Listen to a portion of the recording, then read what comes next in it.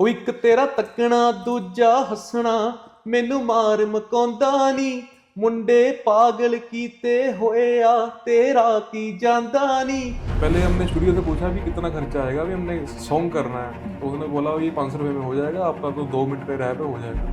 पहला चैलेंज था भी पैसे, घर वालों से मिलते करी, चलो वहाँ भी क्लोज हो गई, रिकॉर्डिंग हो गई, पहले पैसे की बात नहीं करी, वो 1500 रुपये हो गया, जेब में 500 रुपया, मेरे दोस्त के पास 20 रुपये, बिल बन गया 1500 रुपये का, कौन देगा।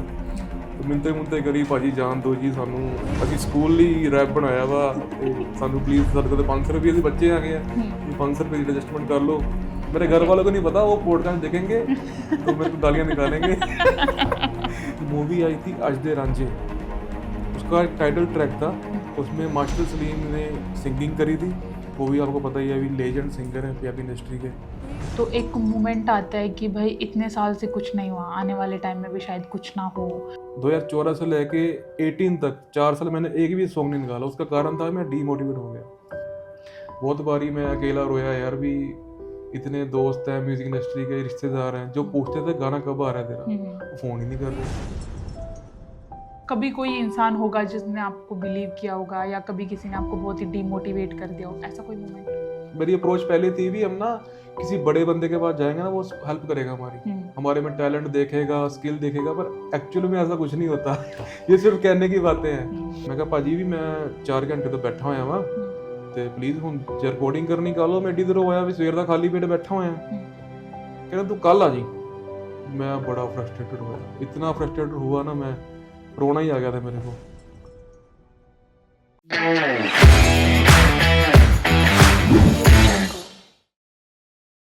सत श्री अकाल, नमस्ते, आदाब, राम राम। मैं रवीना पुंडीर आप सभी लोगों का बैकस्टेज स्टोरीज में स्वागत करती हूँ। जैसा कि हम सभी जानते हैं, हर आर्टिस्ट की एक बैकस्टेज स्टोरी होती है। ऐसे ही आज एक आर्टिस्ट मैनी बावा जी हमारे साथ हैं, जो अपनी बैकस्टेज स्टोरी हमारे साथ शेयर करेंगे। Please introduce yourself sir. Thank you so much Raveena ji. So my name is Manny Bawa. मैं पिछले 12 साल से म्यूज़िक इंडस्ट्री में हूँ और काफ़ी सारे सॉन्ग निकाल चुका हूँ। आप लोगों ने प्यार भी दिया है मेरे सॉन्ग्स को, शुक्रिया आप लोगों का। आज मेरे को पॉडकास्ट में पार्टिसिपेट करने का अवसर मिला है, तो बहुत ही मैं लकी फील कर रहा हूँ अपने आप को, ताकि मैं अपनी बैक स्टेज स्टोरीज़ को आपके सामने पेश कर सकूँ। मैनी जी, जैसे आप एक रैपर है, तो आपने रैपिंग कब स्टार्ट की और कैसे ये जर्नी शुरू हुई? Please tell us. हाँ जी, मैंने रैपिंग का मेरे को शुरू से ही शौक था। अगर मैं रैपिंग से पहले की बात करूँ तो मेरे को म्यूज़िक का मतलब बचपन से ही शौक था।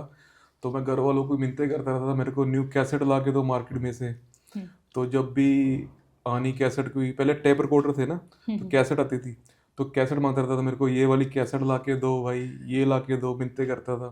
शुरू से शौक था म्यूज़िक का। वैसे मेरी फैमिली में कोई बैकग्राउंड नहीं है म्यूज़िक का, सभी जॉब वाले बंदी हैं, कोई गवर्नमेंट नौकरी करता था, कोई कुछ करता था।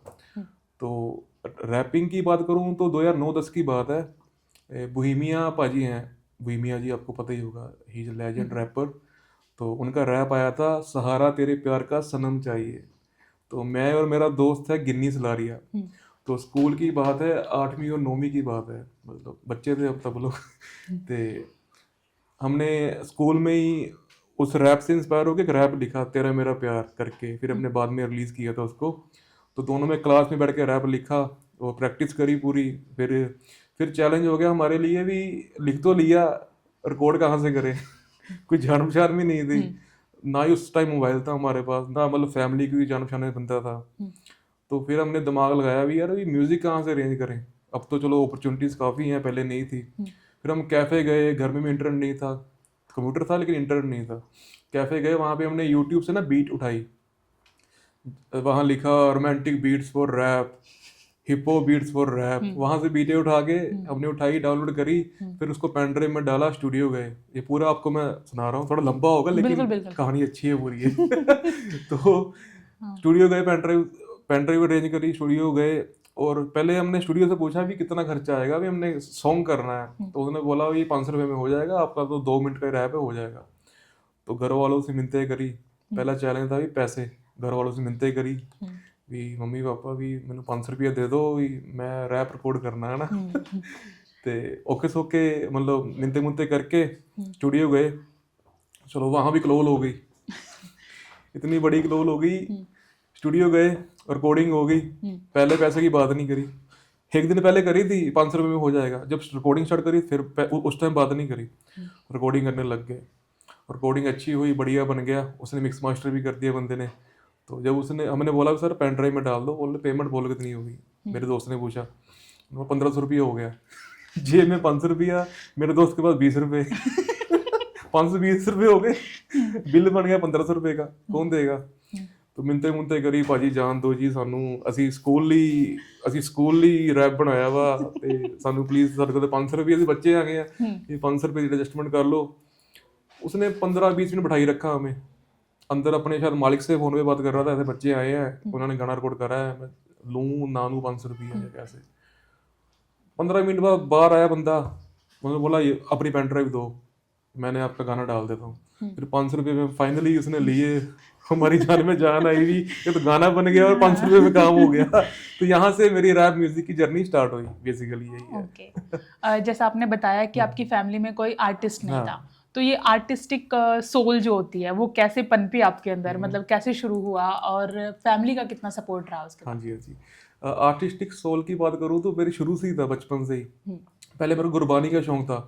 जैसे मेरे घर वालों से अक्सर जब बैठते हैं फैमिली में बातचीत होती है, मेरे को गुरबानी का शौक था पहले ना। जैसे अभी तो पीटीसी पंजाबी पे लाइव आता है, दरबार साहब से गुरबानी लाइव आती है। पहले एक चैनल था ईटीसी पंजाबी, ईटीसी नाम था उसका, तो वहाँ पे ना लाइव गुरबानी आती थी। तो मेरे को घर वालों ने बताया, जब मैं छोटा भी था ना, मतलब 7-8 साल का भी, तब मैं रोज गुरबानी लगा के बैठा रहता था सुबह और शाम को लाइव। तो शायद वहाँ से स्टार्ट हुआ, गुरबानी से म्यूजिक को स्टार्ट किया। तो फिर शौक था, फिर शुरू से मतलब शौक था, हर स्कूल के फंक्शन में मैंने पार्टिसिपेट करा, चाहे वो डांस का हो, म्यूजिक का हो। तो शुरू से ही आर्टिस्टिक सोल मेरे में थी। तो आज भी मेरे आर्टिस्ट वाले दोस्त भी हैं, नॉर्मल दोस्त भी हैं, तो मेरा इन टच रहता ही है, मतलब क्योंकि सोल मेरी आर्टिस्टिक है। बिल्कुल। जैसे कि आप मैरिड हो, आपने बताया था। हाँ जी। तो आपकी वाइफ का क्या सपोर्ट रहता है, या फिर मतलब टू बी पर्सनल वो कितना जेलस फील करती है जब आप मॉडल के साथ? मैं पहले आपको वाइफ की बताता हूँ, वाइफ से कैसे मैं मिला। श्योर उसके बाद वाइफ पे आऊँगा मैं। तो ये भी कॉन्फिडेंशियल ही है, चलो आज बता देता हूँ। मेरा मतलब रिलेशनशिप है वाइफ के साथ, चलो एज ए हस्बैंड वाइफ तो मेरे को 4 साल हुए हैं शादी किए, लेकिन हमारा रिलेशन है जो 12 साल का पिछले। तो मेरी को ये था कि मेरे को अच्छी लगी, तो मैं लॉयल रहा उनके साथ। तो मैंने शादी भी कराई 2020 में, अभी 24 चल रहा है।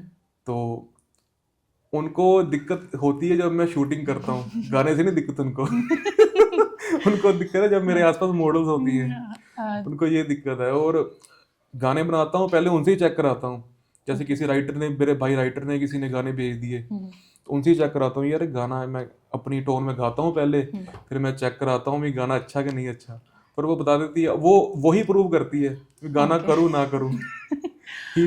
मतलब she is the approval, that's great, approving authority. तो जैसे कि आपने बताया कि आप अपनी वाइफ के साथ इतना लंबा लॉयल रहे, और आज मतलब मैं एक पर्सनल क्वेश्चन पूछ रहा हूँ, तो आज के जैसे जो लड़के हैं, हमें सबको वो cheating is a normal thing in this days, तो आप मतलब कैसे वो उन लड़कों को क्या बोलना चाहेंगे जो ऐसी हरकतें करते हैं, जो I can date but I can't marry type of things करते हैं? देखो चलो खैर मैं कौन होता बोलने वाले लड़कों को, नहीं आप लॉयल रहे ना, that's why I am asking. मैं एग्जांपल दे सकता हूँ कि मैं अपनी वाइफ के साथ लॉयल रहा, मेरा 12 साल का रिलेशन चला। और मैं देखो हर बंदी के ना अपनी माइंडसेट होता है, किसी को अगर हम मतलब वाइब मैच करनी चाहिए, किसी के साथ हमारी वाइब मैच कर रही है, मतलब वाइब होता है ना, कोरा होता है, ये बंदे के साथ हम टाइम स्पेंड कर रहे हैं, अच्छा टाइम निकल रहा है, पता नहीं चल रहा अभी शाम ढल गई है, क्या हो गया, कहाँ बैठे हैं, फील ही नहीं होता। लड़कों को मेरी यही सलाह है भी, अगर आपको कोई अच्छा पार्टनर मिलता है तो उनके साथ लॉयल रहें, अच्छा टाइम स्पेंड करें, इधर उधर भागने की जरूरत नहीं है आपको, कोई अच्छा बंदा मिल गया उसके साथ रहे। क्योंकि देखो लाइफ एक मतलब लाइफ स्टेप बाय स्टेप ऊपर चढ़नी है, ऐसे नहीं भी यार मेरे को तो यार कटरीना कैफ जैसी वाइफ चाहिए, ये चाहिए वो चाहिए, कुछ नहीं, ऐसा कुछ नहीं लाइफ में। क्योंकि मैं भी 30 क्रॉस करने जा रहा हूँ, अभी 30 साल मेरी उम्र है, तो 30 साल का एक्सपीरियंस तो हो ही चुका है संसार में आए हुए। तो सेटिस्फेक्शन आपको कहीं नहीं मिलेगी, कोई अच्छी बंदी मिली है आपको, गो फॉर इट, उसके साथ शादी करो, लाइफ स्पेंड करो, अपने ड्रीम्स पूरे करो। राइट, परफेक्ट तो कोई नहीं होता, वो कभी नहीं, हम भी नहीं है, कोई भी नहीं परफेक्ट है। प्रोफेशन की बात पे आते हैं, आपने जब स्टार्ट किया तो आप सबसे पहले कहाँ गए, किसी आर्टिस्ट के पास गए, तो माइंड में क्या था कि एक गाना तो आपने कर लिया, अपने दोस्त के साथ निकलवा लिया 500 रुपए में, हाँ 500 उसके बाद की जर्नी कैसी रही? हाँ उसके बाद कैसे? उसके बाद मेरे को हो गया यार मैं कितनी देर तक ना बीटे उठाएंगे यूट्यूब से, कोई म्यूजिक डायरेक्टर तो चाहिए ना, कोई बंदा तो चाहिए लाइफ में जो हमारे दोस्त भी बन सके या म्यूजिक डायरेक्टर हो। फिर ना फेसबुक पे एक बंदा मिला मेरे को, वो बंदा ना गाने रीमिक्स करता था जैसे बॉलीवुड के पैसे। पहले ना ट्रेंड चला था, हर बंदा अपने नाम के डीजे लगाता था, डीजे ये डीजे वो। Okay. तो डीजे रमीत करके अमृतसर का मेरा दोस्त है, मेरा भाई है, बड़ा भाई भी है छोटा भाई भी है। तो डीजे रमीत करके एक आईडी थी फेसबुक के ऊपर, बड़ी पुरानी बात है, 2012 की बात है, आई थिंक 11 की बात है। तो उसको मैंने रिक्वेस्ट भेजी, उसने ना वीडियोस डाल रखी थी अपने रीमिक्स सॉन्ग्स की, फेसबुक के ऊपर ही अपलोड कर रखी थी।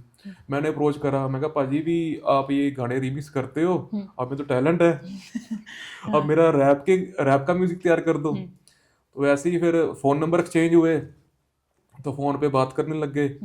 पर हम एक्चुअली मिले नहीं थे, सिर्फ फ़ोन पे ही बात करते थे। तो उन्होंने बोला हाँ जी भाजी मैं करूँगा, मैं ट्राई कर लूँगा, अभी कभी किया नहीं है, मैं गाने रीमिक्स ही करता हूँ, अभी म्यूज़िक प्रोड्यूस नहीं करा कभी मैंने न्यू सॉन्ग के लिए। तो मैंने ठीक है, मैं कहा डील डन, मैं कहा म्यूज़िक प्रोड्यूसर मिल गया। तो उनको भी सपोर्ट चाहिए थी क्योंकि उन्होंने भी इस लाइन में ऊपर जाना है, मेरे को भी चाहिए, तो पैसे की तो बात ही नहीं थी उस टाइम पे।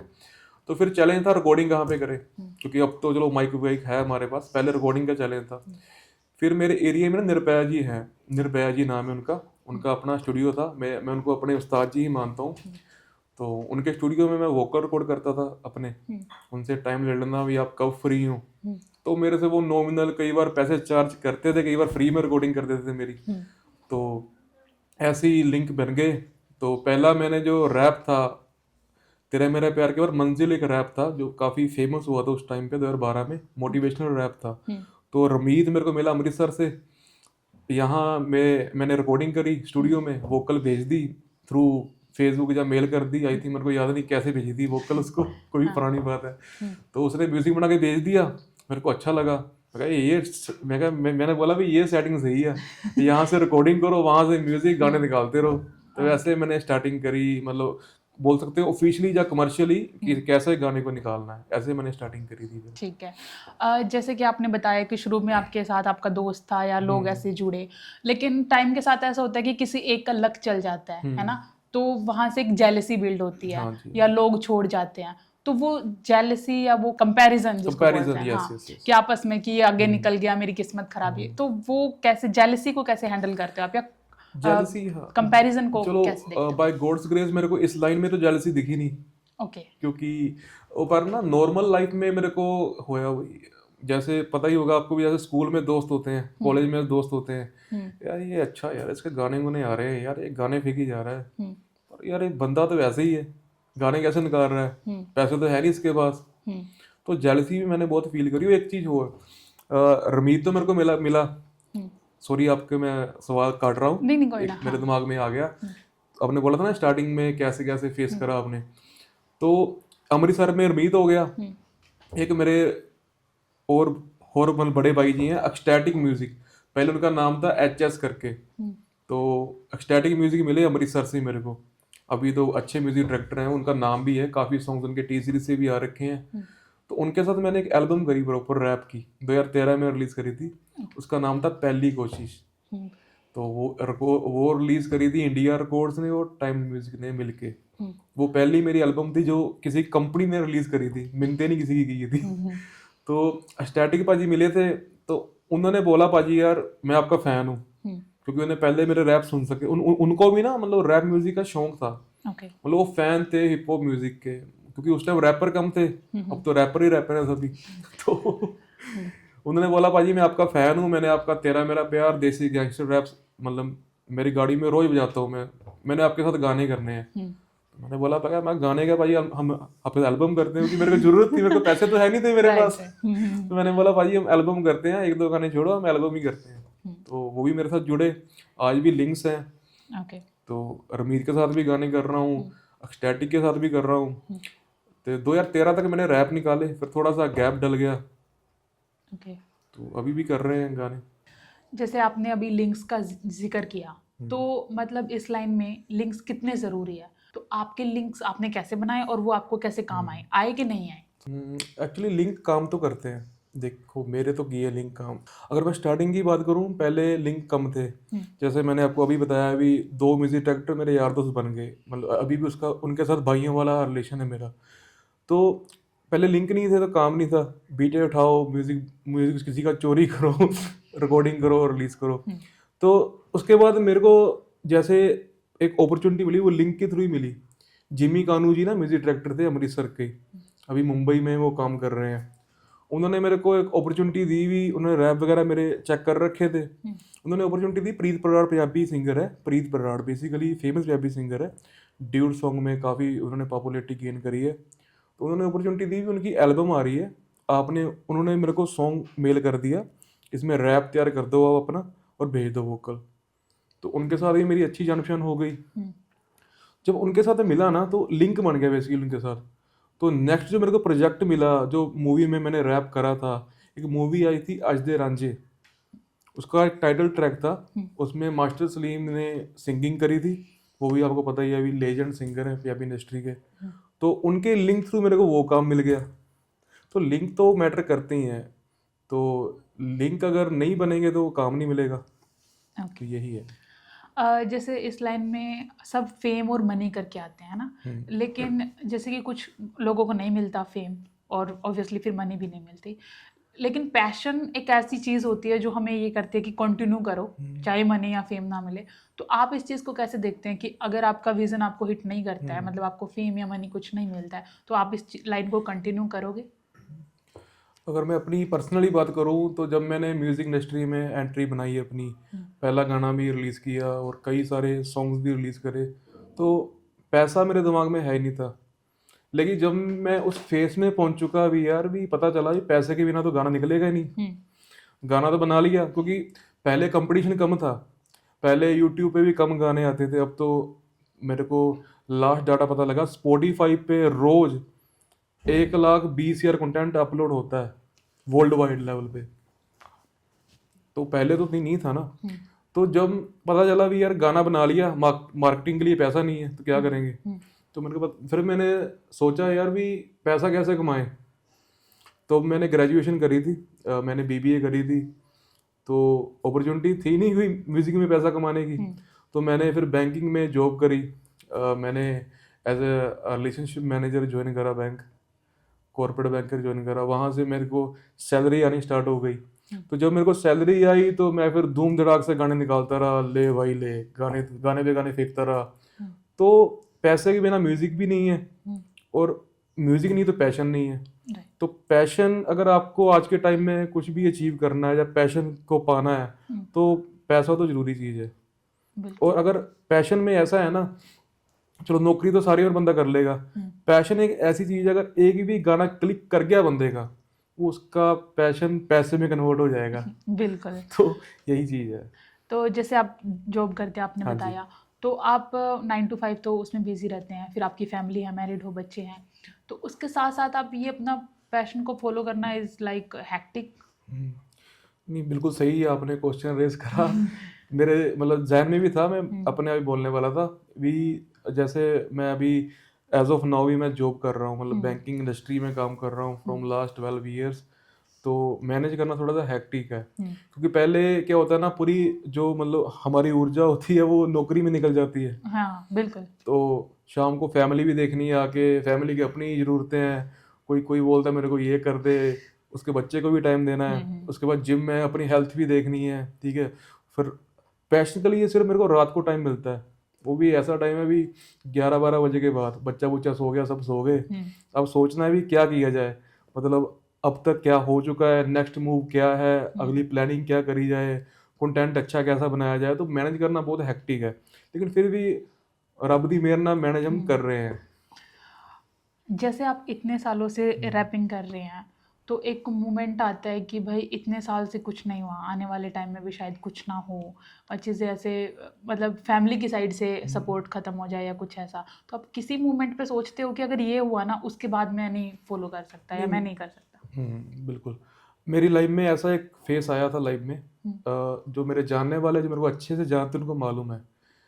2013 तक मैं एक्टिव रहा, 2009 से लेकर 13 तक बैक टू बैक सॉन्ग्स आते रहे, चाहे वो अंडरग्राउंड हो या फिर वो कमर्शियल म्यूजिक के हो, मतलब फिल्म में रैप हो गया, किसी अच्छे आर्टिस्ट के साथ कोलैबोरेशन हो गई।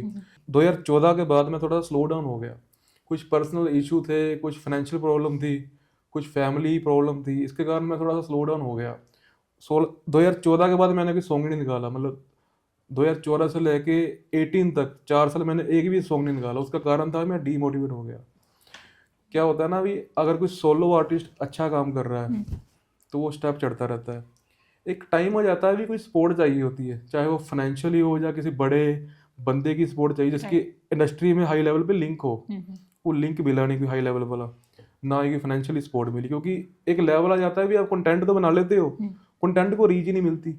रीच कैसे मिलेगी अगर आपके पास 5-10 लाख रुपया है एडवर्टाइजमेंट के लिए। तो मैं स्लो डाउन हो गया यार, मेरे हाथ खड़े हैं यार, मैं कितनी देर तक नौकरी से पैसा निकालता रहूंगा, जो कमा रहा हूँ सेविंग तो हो नहीं रही, इधर से पैसा आ रहा है इधर से निकलता जा रहा है, आगे प्लानिंग भी करनी है, फैमिली भी है, सब कुछ है। 2014 में मैंने हाथ खड़े कर दिए, मैं कहा भाई यार अब नहीं होगा मेरे से। तो फिर कोविड आया, कोविड आया 20 में, है ना। 20 में मेरे को बंदा मिला सैम ऑन द बीट्स। अच्छी बात बताता हूँ आपको, मोटिवेशनल बात है ये। चलो पहले मैंने इमोशनल बात कर दी, मैंने छोड़ दिया। सैम ऑन द बीट्स मिला मेरे को कोविड में। बेसिकली दिल्ली का बंदा है, मेरा फैन ही था पहले ये। तो ये भी पहले रैपर ही था, तो दिल्ली का बंदा था। इसने मेरे को फेसबुक पे मैसेज करा, पाजी कहाँ पे हो आजकल, गायब कहाँ हो गए, आपके सॉन्ग ही नहीं आ रहे, कोई रैप ही नहीं निकाल रहे आप। तो मैंने बोला यार बंदा तो मेरे को मिल गया, और कोविड में काम भी नहीं था, ना ऑफिस जाना था ना कुछ काम था। मैं चलो ठीक है अब गाने दोबारा करते हैं। तो मैंने हारमोनियम उठाया, मैं कहा अब रैप नहीं हम सॉन्ग निकालेंगे। तो हारमोनियम मैंने उठाया, रैप करा, ठीक है। फिर सैम ऑन द बीट्स को मैंने वोकल भेजे यहाँ से रिकॉर्ड करके, कोई 20 में तो मेरे पास सारा सेटअप था, मतलब होम स्टूडियो टाइप सब कुछ था मेरे पास इक्विपमेंट। तो मैंने वोकल भेजे, तो 20 से मैंने दोबारा सॉन्ग्स करने स्टार्ट कर दिए। तो आपने देखा अभी डाउनफॉल हुआ, तो मैंने एक बार तो गिव अप कर दिया था, मैं कहा यार सिर्फ नौकरी करेंगे, कोई सॉन्ग निकालने की जरूरत नहीं है। 2020 से मैंने दोबारा करा, अब भगवान की कृपा है, अभी सॉन्ग पे सॉन्ग निकालते जा रहे हैं बाय गॉड्स ग्रेस। कोविड के बाद जो मैंने कोविड में सॉन्ग्स रिलीज करे थे ना 20, 21, 22 में, वो लास्ट ईयर 23 और 24 में जो चल रहा है वो ट्रेंडिंग में आ गए बाई चांस। पता नहीं कैसे आया, मतलब लोगों का प्यार ही है। तेरा तकना गाना था, हमने 21 में शूट करा, 22 में रिलीज करा। वो 23 से लेकर 24 तक स्नैपचैट एक ऐप है, उसमें ना प्लेलिस्ट आती है पंजाबी हिट्स, वहां पे पूरा 1 साल तक ट्रेंडिंग में चला वो गाना। तो डाउनफॉल भी देखा, अचीवमेंट्स भी है, तो ऐसे ही है, म्यूजिक इंडस्ट्री में चलता रहता है, ये तो ups and down part of life है। बिल्कुल बिल्कुल। तो जैसे हम जब भी कोई जर्नी स्टार्ट करते हैं, वो किसी भी फील्ड में हो सकती है, तो जैसे कोई आर्टिस्ट है, कोई एक्टिंग, सिंगिंग, राइटिंग, वटेवर, तो आपका भी कोई इंस्पिरेशन रहा होगा, या आपको कोई ऐसा आर्टिस्ट है जिससे मिलने की बड़ी तमन्ना है, या फिर किसी आर्टिस्ट के साथ काम करने का बहुत वो है, तो वो कौन है?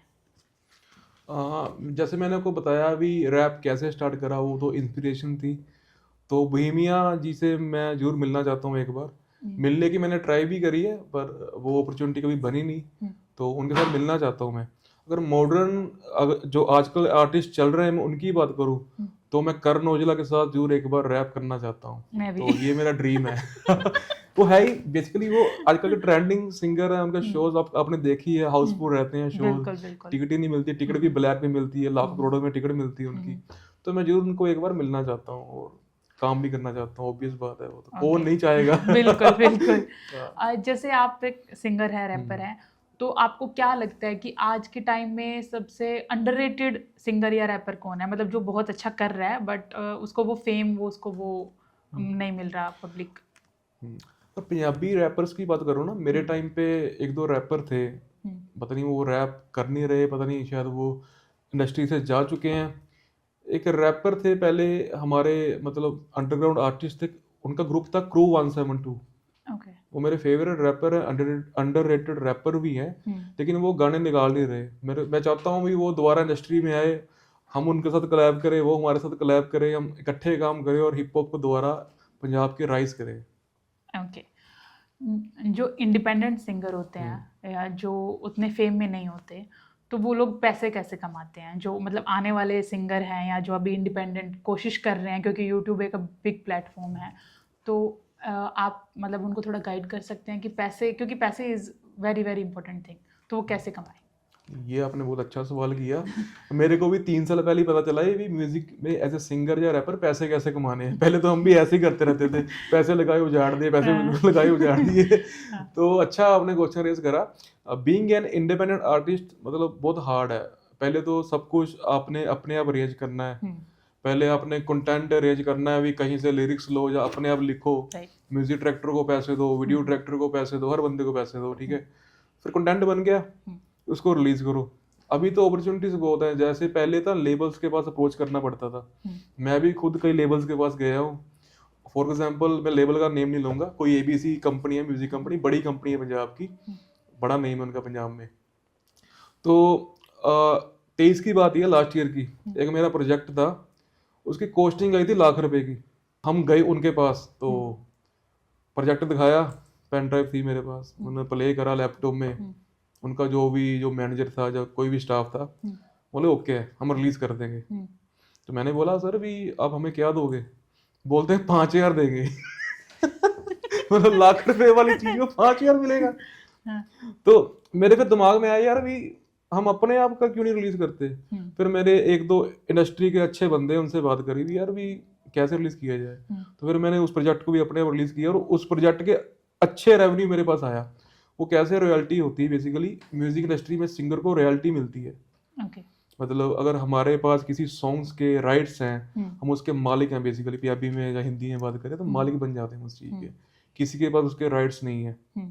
तो बेसिकली क्या होता है, अभी आजकल तो ऑनलाइन डिस्ट्रीब्यूटर्स हैं, जैसे डिस्ट्रोकिड हो गया, ट्यूनकोर हो गया, बहुत सारी वेबसाइट्स हैं जहाँ से गाने को डिस्ट्रीब्यूट करते हैं टू दी अलग अलग प्लेटफॉर्म्स, जैसे स्पॉटिफाई हो गया, इंस्टाग्राम का म्यूजिक हो गया, फेसबुक हो गया, विंक हो गया, जगह जगह गाना आता है। तो जब वहाँ पे स्ट्रीम होते हैं, किसी एक बंदे ने सुन लिया गाना, तो वहाँ पे कुछ पैसे मिलते हैं एक स्ट्रीम के। तो वही सिंगर की मतलब आमदन हो गई, रेवेन्यू हो गया, सैलरी हो गई। तो जब तक हम मालिक हैं, सारी उम्र तक हमें पैसे मिलेंगे जब तक संसार में है। ओके। सेकंड प्रोसेस भी है। हाँ बिल्कुल। अब उसमें आप अभी IPRS एक प्लेटफॉर्म है। ओके। वो एक इंडियन गवर्नमेंट की रजिस्टर्ड सोसाइटी है। वहाँ पे आपको सॉन्ग को रजिस्टर्ड करना है। वहाँ में आप नॉमिनी भी डाल सकते हो और नॉमिनी को भी पैसा मिलेगा। बाई चांस इन केस आप एक्सपायर हो जाते हो, नॉमिनी को भी रॉयल्टी मिलती रहेगी। Wow that's great. या तो नेक्स्ट क्वेश्चन जो हमारा है थोड़ा सा पर्सनल क्वेश्चन है कि जैसे हम कुछ शुरू करते हैं तो हम फैमिली को पता होता है, फ्रेंड्स को पता होता है, तो 1-2 साल बाद ना जो रिलेटिव्स होते हैं कि अच्छा ये वो कर रहा था, क्या बना, कैसा रहा, है ना। तो जो अपने साथ भी खड़े होते हैं ना, वो भी एक बारी के लिए जब तुम कुछ नहीं कर पाते या तुम्हारा नहीं बन पाता तो वो दूसरी साइड हो जाते हैं कि अच्छा क्या रहा, हमें तो पता ही था ये वो। तो आप कभी इस चीज़ को कैसे फेस किया या आप इस चीज़ को लेकर रोए हो? मतलब ऐसा वो है सोसाइटी में कि लड़के रोते नहीं हैं, तो आप इस चीज़ को लेकर रोए हो? जब मेरे 2013 से लेके 15 तक कमर्शियल सॉन्ग्स आए और टीवी पे भी गाने चले, तो मेरे जो रिश्तेदार थे, दोस्त थे, बोलते थे यार तेरे गाने बहुत आ रहे, बहुत बढ़िया बहुत बढ़िया। जब मेरा डाउनफॉल आया, जब मैंने पहले बताया आपको भी फैमिली कमिटमेंट्स, कुछ पर्सनल रीजंस या फाइनेंशियल प्रॉब्लम्स के कारण मैं थोड़ा सा गैप डाल दिया म्यूजिक में। मैंने गिव अप कर दिया, यार पैसे नहीं है, सॉन्ग्स कहाँ से। किसी रिश्तेदार ने नहीं पूछा यार तेरे सॉन्ग्स आ रहे हैं कि नहीं आ रहे। तो that was very emotional moment for me. मैं रोया ही बहुत बार, ऐसे नहीं मैं नहीं रोया, बहुत बारी मैं अकेला रोया यार भी। इतने दोस्त हैं म्यूजिक इंडस्ट्री के, रिश्तेदार हैं जो पूछते थे गाना कब आ रहा है तेरा, वो फ़ोन ही नहीं कर रहे, कोई पूछ भी नहीं रहा यार भी गाना कब आएगा। तो बड़ी इमोशनल मोमेंट मैंने देखी है वो। एक और चीज़ बताता हूँ आपको। जब मेरा डाउनफॉल आया, जब मैंने गैप डाला, तो मैंने एक बंदे से हेल्प मांगी भी यार मेरे को ना 50,000 रुपया दे दो कि मेरे 2-3 सॉन्ग निकल जाएंगे, क्या पता मेरा वो लास्ट चांस हो या लक हो, चल जाए, 2 में से शायद 1 सॉन्ग चल जाए। तो उस बंदे ने भी मना कर दिया, जबकि उस बंदे की मैंने बहुत हेल्प करी थी म्यूजिक इंडस्ट्री में। जब उसको पैसे चाहिए थे, मैंने ट्रांसफ़र करता रहता था उसको पैसे, वो फ्री में कई गाने दे दिए लिख के। तो कोई हेल्प नहीं करने वाला, आपने खुद करना है, अपने लिए करना है। कोई आपका दोस्त नहीं, कोई आपका रिश्तेदार नहीं। बिल्कुल। ये चीज़ है। तो जैसे कि जब भी आप इस लाइन में आए हो, इतने टाइम से हो, तो कभी आपका ऐसा कोई मोमेंट है जहाँ पे किसी ने आपको इंस्पायर किया हो, आप बहुत ही लो फील कर रहे हो कि you know I want to give up, और किसी ने आपको तब इंस्पायर किया हो, या ऐसे बंदे जिनको आप लाइफ में कभी नहीं भूलोगे कि उनका बड़ा योगदान है मेरे? जैसे मैंने आपको बताया भी डाउनफॉल्स के बाद मैंने कोविड में अपने सॉन्ग्स दोबारा स्टार्ट करे। तो मेरी शादी भी कोविड में हुई थी। तो मेरे को वाइफ मिली, तो वाइफ मेरे को पूरा अच्छे से इंस्पायर करती है। कभी भी मैं डाउन होता हूँ तो वाइफ मेरे को मोटिवेट करती है भी नहीं यार, आप करो, अब ये वाला सॉन्ग करो, इसको छोड़ दो, ये वाला सॉन्ग करो, ये अच्छा है, ये चलने के चांसेस हैं। तो मेरी लाइफ में मेरी वाइफ है जो मेरे को इंस्पायर करती है। बढ़िया अचीवमेंट हो रही है लाइफ में, गाने चल रहे हैं एक दो, बढ़िया है। Okay, that's great. तो आप जैसे म्यूजिक इंडस्ट्री में आप इतने साल से हो और आपने ये देखा है, स्ट्रगल देखा है, लोगों का बिहेव देखा है ना। जब हम किसी बड़े आर्टिस्ट के पास जाते हैं, आप गए होगे सॉन्ग्स लेके बड़े आर्टिस्ट के पास, तो वो कैसे ट्रीट करते हैं? मतलब आपका पहले कोई ऐसा मोमेंट जहाँ पे आपको लगा हो कि, जैसे मैंने देखा है कि जो बड़े लोग होते हैं वो सबसे पहले तो आप में बिलीव ही नहीं करते हैं, दूसरा फिर कभी कोई इंसान होगा जिसने आपको बिलीव किया होगा, या कभी किसी ने आपको बहुत ही डीमोटिवेट कर दिया हो, ऐसा कोई मोमेंट? पहले पहले मैं ना बहुत कंपनीज और बड़े आर्टिस्ट के पास, मेरी अप्रोच पहले थी भी हम ना किसी बड़े बंदे के पास जाएंगे ना, वो हेल्प करेगा हमारी, हमारे में टैलेंट देखेगा, स्किल देखेगा, पर एक्चुअली में ऐसा कुछ नहीं होता। ये सिर्फ कहने की बातें हैं। अब बड़े आर्टिस्ट के पास जाओगे ना, वो आपको पहले तो इज्जत ही नहीं देगा। मैं अपना एक्सपीरियंस शेयर करता हूँ। एक ना बड़ा म्यूजिक डायरेक्टर है, अभी भी चल रहा है, उनके गाने अभी भी चल रहे हैं मार्केट में। बेसिकली उन्होंने मेरे को बुलाया, खुद उन्होंने बुलाया, फेसबुक पे मेरे को मैसेज आया, अपना उन्होंने नंबर दिया कि मेरा यहाँ पे स्टूडियो है, आपने इतनी तारीख को मेरे पास इतने बजे आना है। मैंने बोला ठीक है। तो एक दिन पहले मैंने फ़ोन कर दिया, मैं कहा सर अभी मैं कल आ रहा है इतने बजे आ जाओ, कहते आ जाओ। तो उन्होंने बोला भी कि ये सिंगर के सॉन्ग में रैप करना है, तो रैप भी तैयार कर लेना। मेरे को उन्होंने सॉन्ग भी भेज दिया था। चलो जी, मैं नेक्स्ट दिन उनके पास चला गया, उनके स्टूडियो में। उन्होंने मेरे को 4 घंटे स्टूडियो के बाहर बैठा रखा। 4 घंटे मैंने वेट करी। पहली बात तो मैं बस से गया, घर वालों से पैसे मांगे थे, स्टार्टिंग डेज की बात कर रहा हूँ मैं। घर वालों से पैसे मांगे मैंने, बस में गया, अमृतसर गया था पहले, वो भी स्टूडियो अमृतसर में था उनका भी। तो गया, 4 घंटे स्टूडियो के बाहर वेट करी। और जब मैंने दोबारा उनको बोला सर, मैं कहा भाजी भी मैं 4 घंटे तो बैठा होया वा, ਤੇ ਪਲੀਜ਼ ਹੁਣ ਜੇ ਰਿਕਾਰਡਿੰਗ ਕਰਨੀ ਕਰ ਲਓ, ਮੈਂ ਏਡੀ ਦੂਰੋਂ ਆਇਆ ਵੀ ਸਵੇਰ ਦਾ ਖਾਲੀ ਪੇਟ ਬੈਠਾ ਹੋਇਆ। ਕਹਿੰਦਾ ਤੂੰ ਕੱਲ ਆ ਜੀ। मैं बड़ा फ्रस्ट्रेटेड हुआ, इतना फ्रस्ट्रेटेड हुआ ना, मैं रोना ही आ गया था मेरे को। तो कोई बड़ा बंदा किसी की हेल्प नहीं करता, ये सिर्फ तमाशा देखते हैं और कुछ नहीं है। आपको डीमोटिवेट करेंगे भी, कुछ नहीं ये है, इंडस्ट्री में कुछ नहीं रखा, आप गलत लाइन में आ रहे हो, जबकि वो पैसा कमा रहे हैं, अच्छा वो स्टार है बंदे, लेकिन आपको बोलेंगे कुछ नहीं रखा लाइन में, बहुत स्ट्रगल है, आप कर नहीं पाओगे। तो मैंने एक दो बड़े आर्टिस्टों के पास भी मैं गया, सर मेरे साथ कोलैब कर लो, उनको कंटेंट भी अच्छे लगे। एक ने बोला, उसका भी बड़ा नाम है, मैं नेम नहीं लूंगा बंदे का, आजकल चल भी रहा है उनके सॉन्ग्स। तो उनकी मेरे को मेल पे रिवर्ट आया भी हम कोलैब का 15 लाख चार्ज करते हैं, ये आप अफोर्ड कर पाओगे? मैंने रिप्लाई नहीं करा, बताओ 15 लाख अगर उनको देने हैं तो अपने अपना रिलीज कर लो सॉन्ग्स अपने। 15 लाख अगर एक गाने पे हम मार्केट करेंगे ना उसकी, अपने आप हिट है सॉन्ग, तो कोई हेल्प नहीं करता किसी की। आप अपने बच्चों को इस फील्ड में आने के लिए, मतलब अगर वो आना चाहे तो आप क्या उनको सजेस्ट करोगे? आप आने दोगे भी या नहीं? जैसे आपने स्ट्रगल देखा, जैसे आप चीज़ें देख रहे हो, उसके अकॉर्डिंग। अगर मैं फोर्सफुली तो उसको बोलूँगा नहीं भी तू सिंगर बन, ये बन, वो बन। अभी तो वो छोटा बच्चा है, अभी तो 2.5 साल का, अभी अप्रैल में 3 साल का होगा, अभी तो उसकी स्कूलिंग स्टार्ट होनी है। तो पहले मैं देखूंगा भी उसके शौक क्या है, वो क्या पता वो स्पोर्ट्समैन हो, बिल्कुल। तो पहले मैं देखूंगा अभी, अगर उसके शौक होगा म्यूजिक का, जरूर मैं उसको अच्छी ट्रेनिंग दिलाऊंगा, क्लासिकल सिंगिंग सिखाऊंगा जो मैं सीख नहीं पाया, तो उसको अच्छा एक लाइक सिंगर बनाऊंगा, ताकि वो अपने बलबूते पे कामयाब हो सके। अभी हम अपने आखिरी पड़ाव पे हैं, तो हम आपसे एक सॉन्ग सुनना चाहेंगे जो आपका कोई फेवरेट हो या आपको बहुत दिल के करीब हो, तो प्लीज़ हमें सॉन्ग सुनाइए। श्योर, मैं आपको सॉन्ग सुनाऊंगा जो बेसिकली स्नैपचैट वाली आपको बताई थी, हाँ जी। जो ट्रेंडिंग पे चला था। सॉन्ग का नेम था तेरा तकना, उसके कुछ बोल्स हैं आपके सामने पेश करता हूँ। ਉਹ ਇੱਕ ਤੇਰਾ ਤੱਕਣਾ ਦੂਜਾ ਹੱਸਣਾ ਮੈਨੂੰ ਮਾਰ ਮਕਾਉਂਦਾ ਨੀ, ਮੁੰਡੇ ਪਾਗਲ ਕੀਤੇ ਹੋਏ ਆ ਤੇਰਾ ਕੀ ਜਾਂਦਾ ਨੀ, ਫੀਲਿੰਗ ਸ਼ਾਈ ਏ ਜੋ ਦਿਲ ਵਿੱਚ ਆਈ ਏ ਮੈਂ ਤੈਨੂੰ ਕਿੱਦਾਂ ਦੱਸਦਾ ਨੀ, ਇੱਕ ਤੇਰਾ ਤੱਕਣਾ ਦੂਜਾ ਹੱਸਣਾ ਮੈਨੂੰ ਮਾਰ ਮਕਾਉਂਦਾ ਨੀ। बहुत सोना, thank you so much, thank you. तो आज के पॉडकास्ट में हमारे साथ थे मैनी बाबा जी, और उनकी हमने बैक स्टेज स्टोरी सुनी। मैं आशा करती हूँ कि आप सभी लोगों को बहुत कुछ सीखने को मिलेगा। Thank you so much for giving your precious time. ऐसे ही बहुत सारे आर्टिस्टों की बैक स्टेज स्टोरी सुनने के लिए हमारे चैनल को सब्सक्राइब करें। Thank you so much.